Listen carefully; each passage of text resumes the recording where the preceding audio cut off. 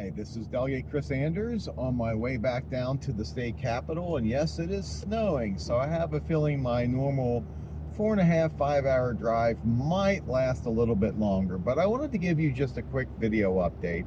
I want to talk about the budget because there's a lot of half-truths floating around about the state budget right now. Of course, as you know or might not know, the governor proposes his budget.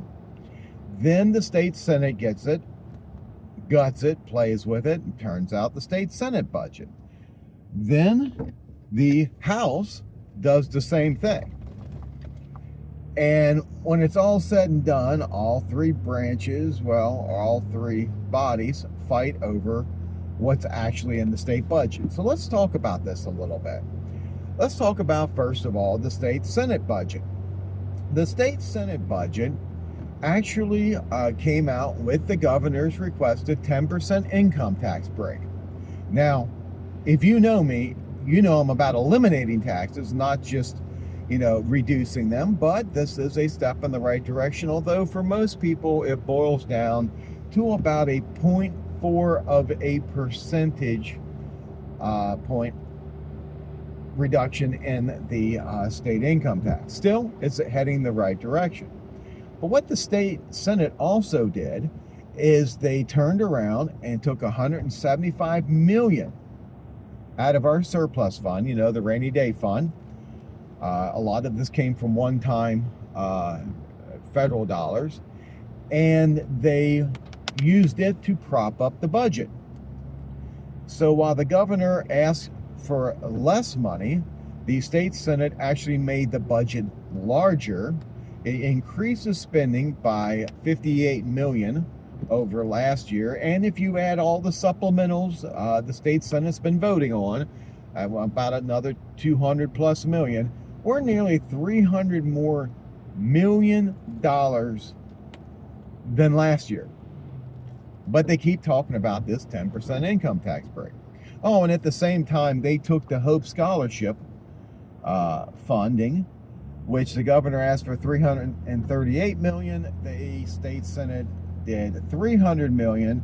But the big change on this is that they moved it from being a general revenue budget to being dependent upon supplemental appropriations, and lottery funds. So it essentially puts the Hope Scholarship in a little bit of peril. Now, if you saw my video about the Hope Scholarship, I support fully funding it and never putting restrictions on it, because I'm sorry, our school system, because of our unelected, unaccountable state school board, has ranked consistently last or maybe 48th or 49th. Sometimes Mississippi beats us.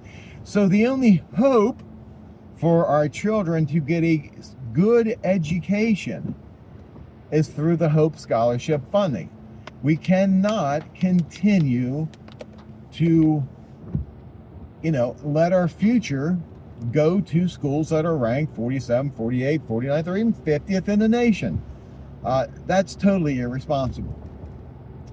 But you hear, again, back to the state Senate budget, you hear a lot, okay, big tax break, going to give you a big tax break. Yeah, 10%, well, it's something.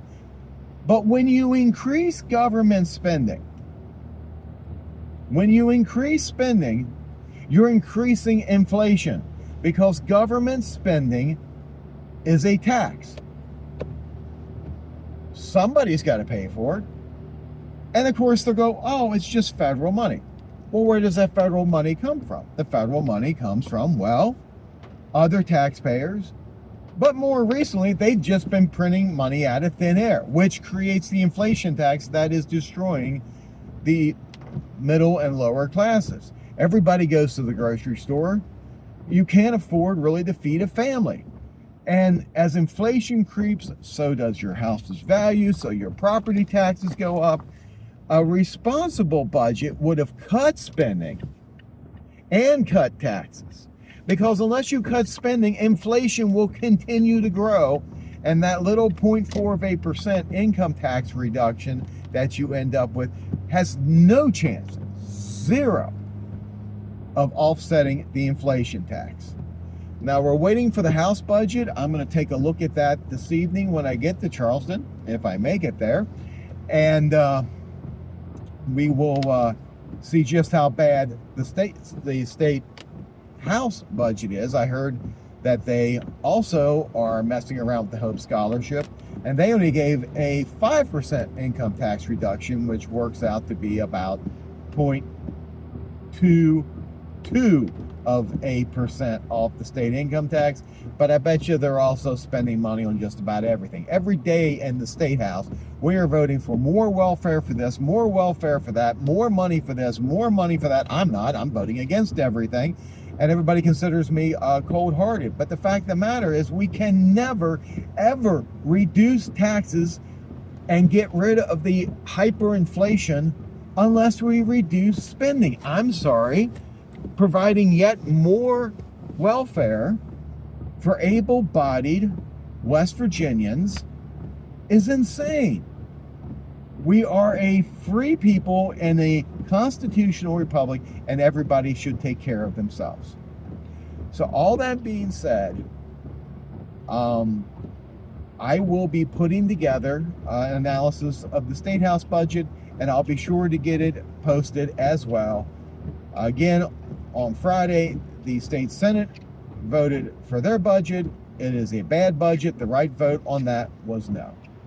So I hope you guys stay safe, stay off the roads. Unlike me, I'm headed to Charleston to work for each of you. God bless you all, and God bless our great republic.